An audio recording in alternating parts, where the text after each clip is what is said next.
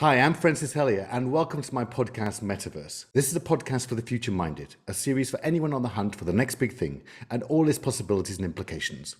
With each episode, I will chat to those at the top of their fields, from futurists in crypto and space travel to forecasters in business and tech. Together we'll ask the question, what's next? Today I'm joined by creative digital strategist Vincent Buyssens. Based in Antwerp, his digital consultancy agency Voidwalker helps brands navigate along the communities, content and currencies that make up this internet society of ours. Vincent believes the Metaverse, Web3 and the future of the internet don't just belong to Silicon Valley elites and others. His mission is to help the people, organizations and communities that are not so internet native to claim their place in it. He also teaches about internet culture and the creator economy at Thomas More University, where he helps the new generation of creators navigate through the metaverse and beyond. Vincent, it's fantastic to have you on the show. Thank you. Thank you for having me. I'm so excited. And like I said, I'm so happy that I can share my passion and talk with other like-minded people about this maelstrom, this void that is coming towards us. Wonderful. Thank you so much. And so let's start right at the beginning. What got you into this space? Can you take us back to the sort of founding ideas? Thing is, I've always been immersed in what we now call like our internet society, the metaverse. I grew up kind of with World of Warcraft, which is like still alive and kicking, which is one of the foundational, massively multiplayer online role-playing games where you actually have all the elements that make up this Web3, this metaverse. Even though, and I will come back to that later, there's a big difference between these online games and what many people conceive to be the metaverse. But in its very essence, I think the foundations, the elements that make up like this next iteration of the internet were already there in games like World of Warcraft. And so that was actually my first encounter with these online communities and the beauty of it, also the dark side of it. And then actually I started studying journalism. And when I graduated, or when I was graduating, Facebook and Instagram, no, Instagram wasn't there yet because I graduated in 2014, or it wasn't that big. So it was around 2014 that social media came up. And then I said like, hey, I'm studying journalism. There's not a lot of jobs in journalism here in Belgium. I'm just going to pivot towards like social media. And that's where I actually encountered or discovered the beauty of social media and the internet, and more specifically, how it could connect to other people. And I think, honestly, 90% of my friends that I'm still in touch with, I met through Facebook. A lot of my girlfriends, ex-girlfriends that I met through Facebook. So for me, social media has been very transformative. And one of a few highlights that really solidified my belief in social media was back in 2018, where I saved my favorite TV show together with other fans using social media, Reddit, Twitter, Facebook.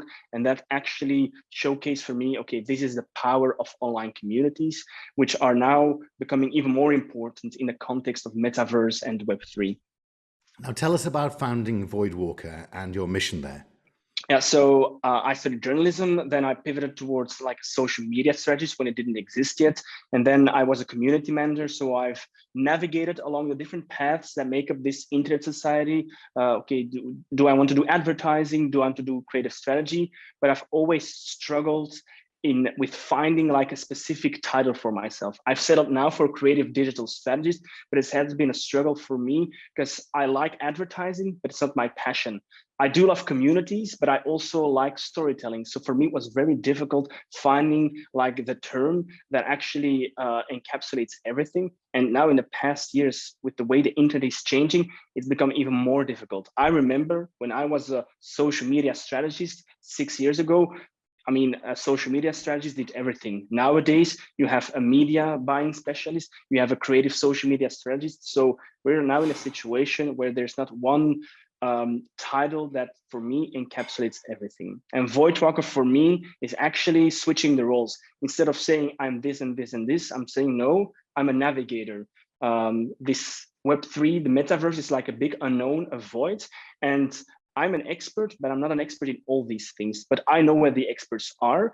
I'm not the gatekeeper of all these communities, but I'm in touch with them. And I actually want to help navigate people along these communities, the content and the currencies. And thing is, My father, he's a captain, so he's a captain on the sea, and I studied like maritime or navy school for 1 week, but it was too difficult for me. So it's kind of serendipitous that I actually found my own interpretation of being a captain, being a navigator. So I think he's proud of me in that sense. Oh, I have no doubt. Now, can you talk us through a little bit about what you've been working on recently and sort of the roadmaps you've been creating? So currently I'm doing a lot of research because here in Flanders, there's a lot of companies working with the metaverse, but nothing tangible really yet. So I'm doing a lot of research, doing a lot of talks. And apart from that, I work as a consultant for Visit Flanders, the tourism board for Flanders. And even though they're not working specifically on the metaverse, they're actively working with communities and storytelling, actually the foundations of the internet society. Even though a lot of these communities also do activities outside the internet, they come together, they meet each other on the internet. And for me, that's actually like a good petri dish, a good way of like, or a good context for me to see like, okay, how do these people interact with each other? Which sort of tools can we use? And also, since a lot of these communities are not at all involved with the metaverse, if I can make it tangible for them, if I can make Web3, NFTs, metaverse, if I can make it understandable and tangible for them, then I think I've achieved something, because it's not difficult convincing the people who are already invested, who already bought NFTs. I think there's a lot of people involved with that already, but I think it's also important, especially if this is the next iteration of the internet, if this is the switch from the centralized organizations from Silicon Valley to more decentralized internet, I think it's very important that we get everyone on board.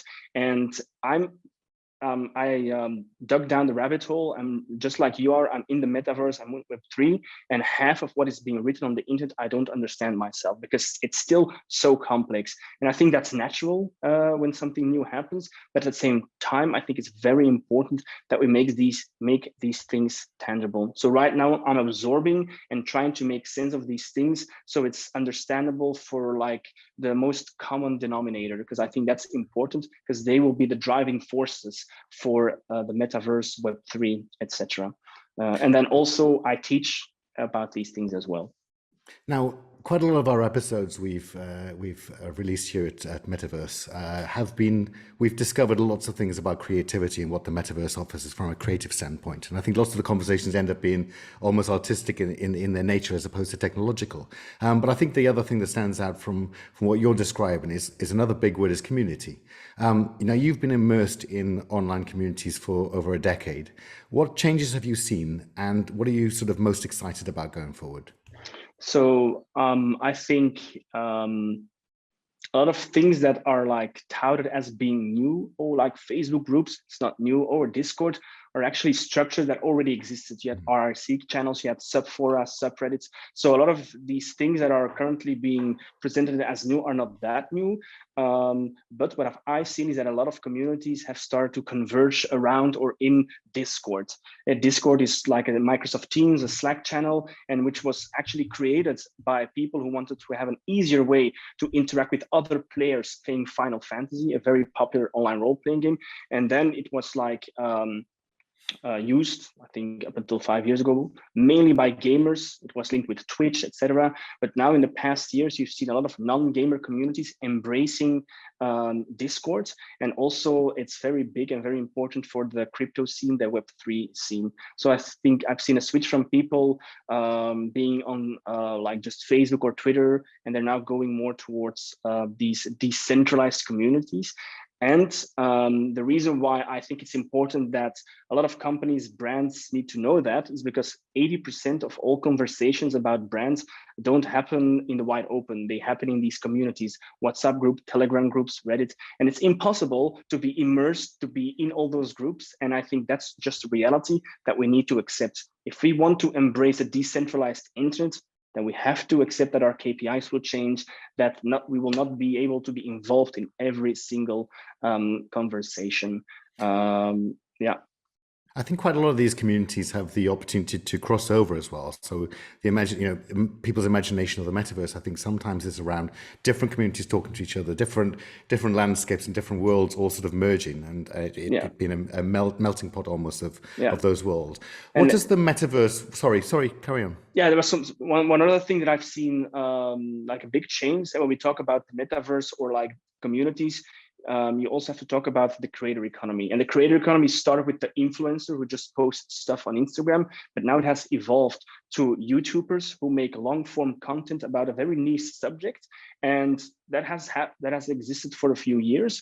But what has happened in the past 2 or 5 years is that these people actually have a community on Discord. And let's say if they have 100,000 subscribers, 1,000 of these people actually pay them €5 or €20 a month through Patreon. So you now have an ecosystem that is actually being made possible by tools like Discord and Patreon that allow these creators who will actually be the creative driving force of the metaverse of the Web3, being financially independent, which is very important. And they actually can now interact with their communities in a way that wasn't possible so many years ago. So I think that's the biggest change, that a lot of creators actually now have the tools and the power and to actually serve their community and also get feedback from them, etc. What does the metaverse mean to you, Vincent, and how would you sort of describe it in your own words?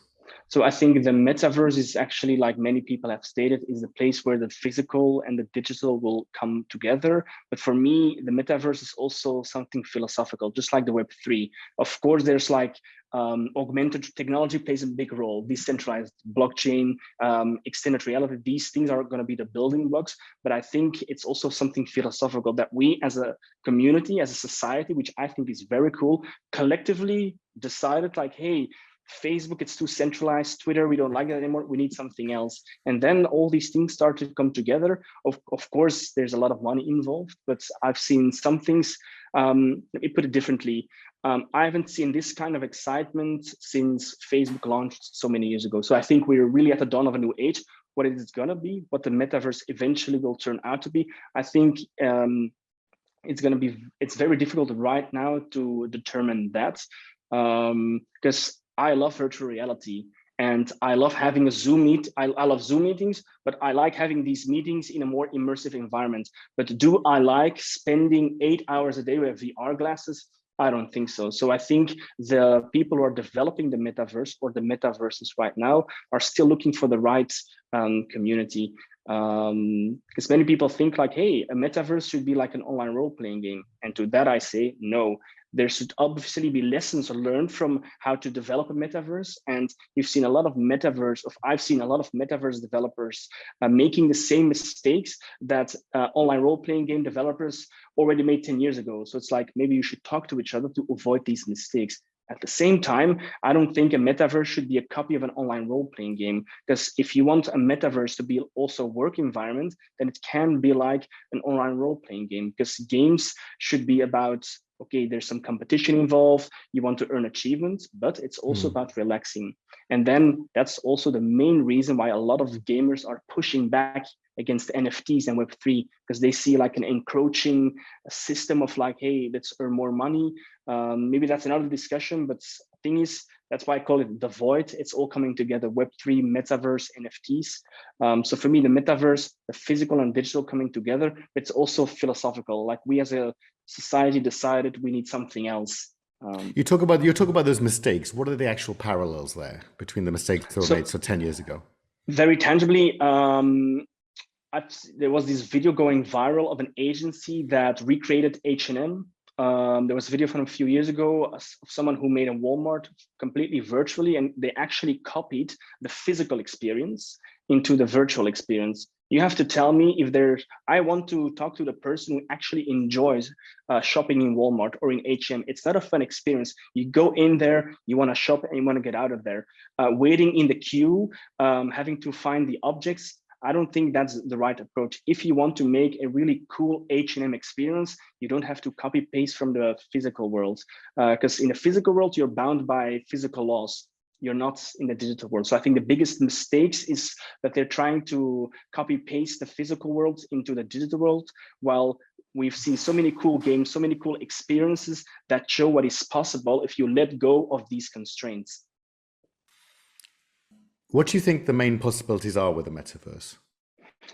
So I think just as it is happening now, these virtual spaces actually allow people who don't live close to each other, who live on different continents, to be together. And a lot of online role-playing games, they actually give you the ability to customize your character, but those characters, those personas, they're bound to the world of those video games. And if you don't like the video game, or you're not a gamer, it's not really fun. So I think for the metaverse, they will actually create parallel worlds that lends a lot of elements from these games, but don't expect the people to be gamers. And also, I think we're now in a shift. And for me, that's the main reason why I think the metaverse is really happening. For the first time in history, you have a lot of mainly young people who value their digital lives more than their physical lives. And you can be pro or contra, but that's happening. And you have a lot of people who spend more money on online stuff, digital items, than they do on physical items. So that's the stuff. The thing is, it's nice that you bought an NFT or you bought like a sneaker, a Nike sneaker with artifact, but where can you showcase it? You can showcase it on Nifty Gateway or OpenSea on all these NFT platforms, but it would be much nicer if you could show it off in a virtual world. And that's what's happening right now in this burgeoning scene. We have a lot of people trying to develop these metaverses. But yeah, I think if we want to go, even though the metaverse is the physical and the digital, and the Web3 is about decentralization, even though there are like two different routes, they're all converging into something that has no name yet. The thing is, do people actually want to have a virtual physical world that's fully decentralized? Wouldn't it be easier to have one virtual metaverse where you only have to make one account? So I think that's an inherent problem with the decentralized web, is that we will have a lot of decentralized metaverses. And I think that's going to be difficult. That's going to make it difficult for people to actually show off their digital items. But once we solve that issue and we have like one or two metaverses, or there's interoperability, interchangeability, that you can actually log in from the one metaverse to another, I think that will be very interesting for the people who are spending so much money on digital items. It will allow them to showcase it. So I think that's important for me. Now, Vincent, tell us about your teaching at Thomas More University. What's it like helping creators navigate through the metaverse? Yeah, so for me, I started teaching because it forces me to put the knowledge in my head into presentations. And I do also do workshops, but teaching for young people who are very smart, but who are not as deep in the rabbit hole as we are. It's a very good exercise to make everything very tangible. Conversely, it's also very interesting to hear their perspectives because they're digital natives. They grew up with TikTok. For them, it's like, yeah, of course, my digital life is more worth than my physical life. Whereas for their parents, it's like, what are you saying? But for them, it's natural. So these perspectives help me actually to stay like on edge. And yeah, I really like it because I can actually talk about my passion for these technologies, how these technologies are affecting our culture, our society. On the other hand, I also want to give them the skills necessary and the tools to navigate through this void, because the void is coming towards us. The metaverse, Web3, it is happening. It is being moved by bigger forces, by forces beyond our control. And it's good to be skeptical, but if you want to have a job as a creator, if you want to work in like media in the future, you have to know what these things are, what the pitfalls are, but also how you can actually contribute as a young creator. When we think about our younger listeners, what sort of single piece of advice would you give them if they're interested in this space and want a career in this area? I think very practically would be to start a Twitter account. And I think many people said 2 years ago, Twitter, it's dead, but Twitter has actually innovated over the years. And I've discovered more people who are very smart or saying very smart things about the metaverse and Web3 than I've done on any other platform. You have people on LinkedIn, on Facebook, but Twitter, because they now suggest tweets and accounts based on your likes, has actually given me a lot of interesting profiles to follow. Another piece of advice, and it's something I read, is, and let me quote it, and it said like, I think the main lesson is to focus on things that are discredited, but remove friction from our daily interactions. And what that means is that you should look at everything with a skeptical view and just not accept everything blindly. But if there's a piece of technology that doesn't make sense or is being hyped, but actually removes friction, actually makes your life easier, that's something to pursue. That's something to investigate. And that's also the kind of mindset I try to give to my students. Like, okay, you have to be skeptical. AI can do many great things, but they can also do many bad things. But it can also improve our lives. And yeah, my other piece of advice, and that's what I've been doing my whole life, is to march to the beat of your own drum. I'm not the pioneer in the NFT space or the metaverse, but I've been immersed in communities, in these digital platforms my entire life. I just let these things absorb and then only create things when you think you can make a difference and when it makes sense. Because I could have made an NFT a year ago, but I'm waiting for the right moment to have the right collaborations, etc., etc. Makes a lot of sense. Now, let's look forward on a broader scale. What are your sort of predictions for where we're going to be in the next 10 or 15 years? So I think because even though the NFT scene and Web3, and the metaverse, it's a bit of a hype. There's so much money. There's so many people invested, not only like strategically or like philosophically. You have a lot of people who are also financially involved. So something is gonna stick. So I think within 10 years, I think Facebook will still exist. Of course, it's like broadcast television, but I think we will move more towards these virtual spaces. I also think that AR, it's something that has been hyped since Google Glass, but hasn't made its breakthrough yet. Virtual reality has, because the Oculus Quest, the second iteration, has sold crazy during the Christmas period, but it's still a very niche product. It's not something you wear while you go outside. I think augmented reality will change things. And Apple has been working on augmented reality glasses. And the reason why they haven't announced anything yet is because they're working on it behind the scenes. Also, the M1 chip that was put in the new iPhone, iPads, and MacBooks is crazy, and that's just the first iteration. So I think once the Apple glasses come out with the M1 or the M2 chip, in a very fancy design, then I think we can actually bring the digital world into the physical world. And I think that will actually influence the next 10 years. Because right now, the metaverse, virtual reality, even mixed reality is cumbersome, it's expensive. And I'm not saying that Apple is not expensive, but it's in a different context. So once these devices are out there, I think it will spur another revolution where people, instead of trying to bring the physical world, or instead of only trying to bring the physical world into the digital world, they will be the opposite direction and trying to implement all these cool digital things into our physical reality. So 10 years time, are we going to have mobile phones or not?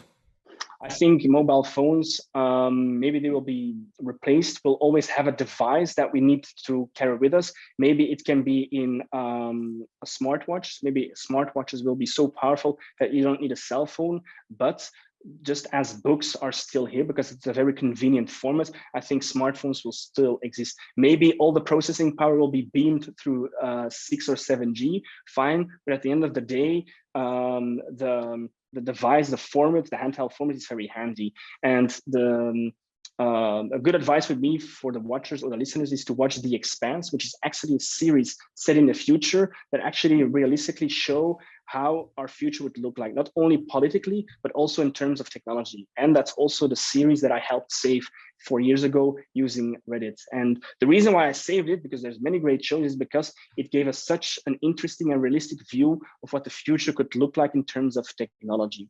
And I also think the decentralization, that trend will continue. However, I think social media, as we know it right now, being connected with all these people at the same time, our human brains weren't primed for that. We are not actually built to have these many conversations. So I think that doesn't mean social media will go away. I think our brains and our society will evolve and incorporate these things. So the centralized platforms that allow you to connect with everyone instantly, that will never go away. But I think people will be much happier to spend more time in their small little cocoons with their small communities.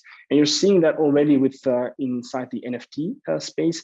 And I think that will also help, will also happen for the broader audience. And I think just as it is very easy to start a Discord server, I think it's going to be very easy in 10 years time to create your own metaverse. Or a sub-metaverse, because when you talk with these philosophers, for them, like there's only one metaverse and everything that is underneath it, it's called something else. But the metaverse is more something philosophically. It's not like one tool or one platform. It's more like an idea, just like you don't have one social media. And what does the future hold for you, Vincent? So I'm going to continue to dive into the world of the metaverse and Web3 and continue to help people navigate. And my mission for this year is to actually onboard the people who are skeptical, artists who are very creative but are very skeptical. And I actually want to do workshops about NFTs for people who hate NFTs, not to convince them, but to actually, if you want to be part of the conversation, you have to know the basic facts. And I think that's very important because that will also help mature the NFT, the Web3, and the metaverse scene. You've been listening to Metaverse with me, Francis Hellier. Thank you to my guest, Vincent Buyssens, for a fantastic conversation. Tweet us at MetaversePod with any suggestions or feedback. And if you enjoyed the podcast, please do share a link on social media. You can sign up to receive an email when a new episode drops at our website, metaverse.fm.